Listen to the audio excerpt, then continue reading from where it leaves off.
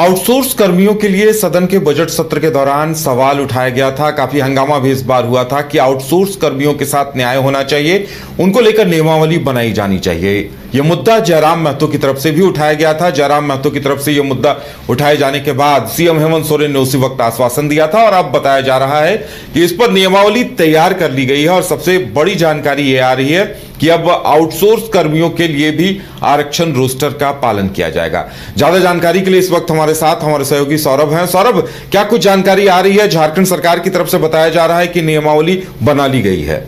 जी बिल्कुल, देखिए आउटसोर्स को लेकर बीते कई सालों से झारखंड में मांग चल रहे हैं। अब इसको लेकर झारखंड सरकार ने आउटसोर्स के तहत जो मैन पावर नियुक्त करने हैं, इसको लेकर नियमावली जारी कर दी गई है। और इसी मैनुअल के आधार पर अब जिस भी विभाग में जो नियुक्ति प्रक्रिया होगी उसमें इस मैनुअल का पालन करना आवश्यक माना जाएगा। इस मैनुअल के विषय में यदि बात की जाए तो Jharkhand man power procurement outsource manual 2025 के तहत सभी विभागों को आउटसोर्स से मैन पावर की नियुक्ति इसी मैनुअल के आधार पर करनी होगी, जिसको लेकर नियमावली जारी कर दिए गए हैं। और कहीं ना कहीं झारखंड में जो विभाग में जिन विभागों में आउटसोर्स से मैन पावर की रिक्रूटमेंट हो रही थी उसे सुव्यवस्थित करने के लिए कई अच्छी पहल मानी जा रही है।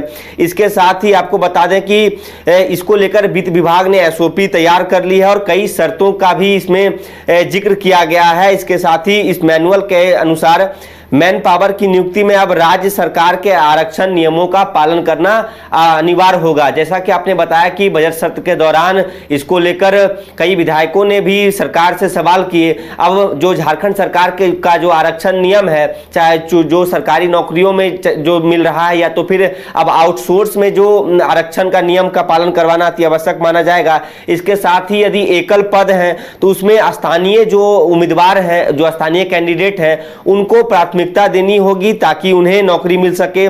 इसके साथ ही यह मैनुअल राज्य में आउटसोर्स मैन पावर प्रणाली को पारदर्शी और व्यवस्थित बनाने की दिशा में बड़ा कदम माना जा रहा है। तो बता दें कि आउटसोर्स को लेकर जो कई मांग उठ रहे थे, चाहे जो कैंडिडेट हैं जो प्राइवेट या तो फिर जो अलग अलग विभागों में जो वैकेंसियां होती थी उसमें कहीं ना कहीं जो स्थानीय लोग हैं उन्हें दिक्कतों का सामना करना पड़ता था। ऐसे में उनका आरोप रहता था कि सरकार जो स्थानीय कैंडिडेट हैं उन्हें आरक्षण दे। अब नियमावली तैयार हो चुका है। इस मैनुअल के अकॉर्डिंग सभी विभागों को भी इसमें बताया गया है कि आप यदि आउटसोर्स से मैन पावर की वैकेंसी लेते हैं, नियुक्ति करते हैं, तो आरक्षण का इसमें लाभ देना होगा। तो बता दें कि लेकिन इस सबके बीच इस नियमावली में जो सबसे खास बात है कि समान वेतन की भी जिक्र की गई है। और जो अवकाश के बारे में यदि बात की जाए तो समान वेतन और सुविधाएं पहले नहीं मिला करती थी, तो इसमें कहीं ना कहीं यह भी जिक्र किया गया है कि वेतन और सुविधाओं का प्रावधान किया गया है समान वेतन के लिए। और कर्मियों को जो कर्मी होंगे उनको 14 से 18 दिनों का आकस्मिक अवकाश यानी कि कैजुअल लीव या उसके साथ ही 180 दिनों का लगभग मातृत्व अवकाश भी दिया जाएगा। और इंश्योरेंस की भी बात कही गई है कि 4 लाख रुपए तक का ग्रुप इंश्योरेंस किया जाएगा। 3% वार्षिक वृद्धि की बात कही गई है। मैनुअल में मैन मंथ रेट तय करने के लिए एक कमेटी भी बनाई गई है, जिसमें वित्त विभाग के विशेष सचिव की अध्यक्षता में कमेटी का गठन किया गया है। इसमें जैप आईटी के सीईओ हैं, कार्मिक भू राजस्व श्रम एवं नियोजन विभाग के संयुक्त सचिव सदस्य होंगे, वित्त विभाग के उप सचिव इस कमेटी के सचिव होंगे। तो कह सकते हैं कि आउटसोर्स का जो पूरा मामला चल रहा था झारखंड में वो कहीं ना कहीं अब रंग लाते दिख रहा है। और जैसा कि आपने बताया कि जयराम महतो ने भी सदन में इसको लेकर सवाल उठाए थे, तो अब जयराम महतो ने जिस प्रकार से सवाल किए थे तो उसका उनका जो रिजल्ट देखने को मिल रहा है। लेकिन अब सवाल यह भी है कि किन पदों पर आउटसोर्स के तहत मैन पावर की नियुक्तियां की जाएंगी। तो आपको बता दें, कुछ पदों का जिक्र करता हूं मैं। मल्टीटास्किंग स्टाफ हो गए, ड्राइवर हो गए, इलेक्ट्रीशियन हो गए, कंप्यूटर ऑपरेटर हो गए, डेटा एंट्री ऑपरेटर हो गए, ऑफिस असिस्टेंट हो गए, अकाउंटेंट हो गए, आईटी असिस्टेंट हो गए, हेल्प डेस्क मैनेजर हो गए। तो इन प्रकार के यदि जो वैकेंसीज होंगे उनमें झारखंड के जो स्थानीय लोग हैं या तो फिर झारखंड सरकार का जो आरक्षण नियम है वो अब आउटसोर्स के तहत जो नियुक्तियां होंगी उसका पालन करना अनिवार्य होगा, जिसके लिए नियमावली जारी कर दिए गए हैं। और इसी मैनुअल के अकॉर्डिंग सभी विभागों को अलर्ट भी किया गया है। सौरभ, इसके साथ देखिए नियमावली को लेकर इस तरह की जानकारी भी सामने आ रही है कि कुछ लोग विरोध की रणनीति बना रहे हैं। कंप्यूटर ऑपरेटर संघ जो है झारखंड का, वो ये कह रहा है कि इसे लेकर काला बिल्ला लगाकर काम किया जाएगा और इसके विरोध में नियमावली में जो है, जैसे वो 60 वर्ष तक सेवा सुरक्षित करने की मांग कर रहे हैं और इन तमाम चीजों को लेकर अपनी बातें रख रहे हैं। जी बिल्कुल, देखिए यदि कंप्यूटर ऑपरेटर के विषय में बात की जाए तो एक बार इसको लेकर राज्य भर के जो कंप्यूटर ऑपरेटर हैं उन्होंने राजधानी रांची में ही धरना दिया था और उन्होंने अपनी मांगों को लेकर सरकार से मुखरता से आवाज उठाई थी।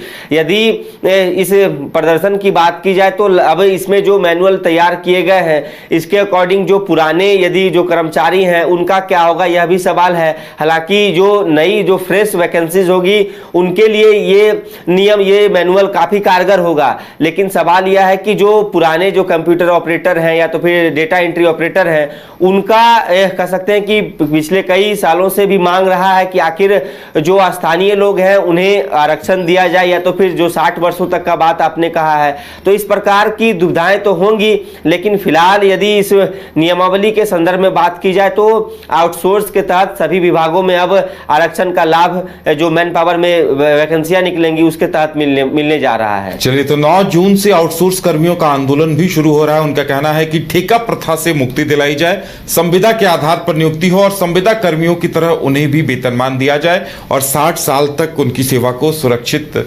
मानने के लिए नियमावली बनाई जाए। देखने वाली बात यह होगी कि अब इस मसले पर सरकार की तरफ से क्या कुछ निर्णय लिया जाता है, क्या कुछ आगे सामने निकल कर आता है। फिलहाल इतना ही, हमें दीजिए इजाजत और आप देखते रहिए न्यूज़ 22 को।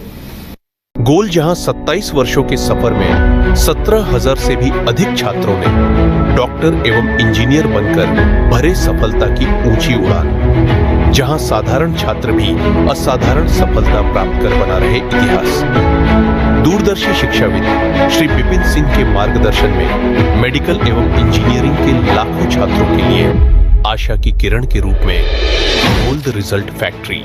Rainbow river water park, unlimited fun. Rainbow की तरह यहाँ है रंग बिरंगे वाटर राइड्स जो करेंगे आपको रोमांचित। 30 feet thrilling family pool slide, cyclone tube slide, multilane slide, dark house slide करें एंजॉय। मल्टीप्ले स्टेशन में परिवार और दोस्तों के साथ करें मस्ती। ऑक्टोपस रेन डांस में एक्साइटमेंट का लीजिए सुपर डोज। बच्चों के लिए tots play area, Mickey Mouse jumping, wave pool. तो देर किस बात की, अनलिमिटेड फन के लिए है ना रेनबो रिवर वाटर पार्क। अगर आप देश के किसी भी कोने में रहते हैं, अगर आप पटना आना चाहते हैं और घर जैसे रहने और खाने का आनंद लेना चाहते हैं तो एक बार जरूर आए होटल डायमंटन। संपर्क करें 9572759746, 9031859981, 0612400158 एड्रेस अपोजिट विद्या संस्कार स्कूल, रंजन पथ, गोला रोड, बेली रोड, पटना 801503।